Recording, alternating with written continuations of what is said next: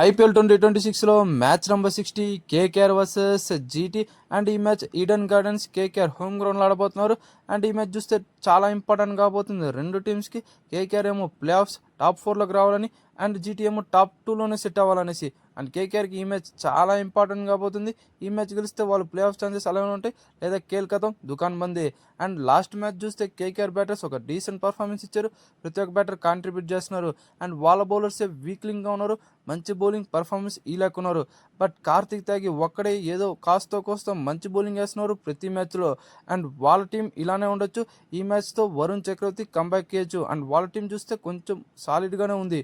And వాళ్ళ key players వాళ్ళ spinners కాబోతున్నారు ఈరోజు. అండ్ జీటీ టీం చూస్తే వాళ్ళు సూపర్ ఫామ్లో ఉన్నారు. అండ్ వాళ్ళు ప్లే ఆఫ్స్కి ఆల్మోస్ట్ ఫిక్స్.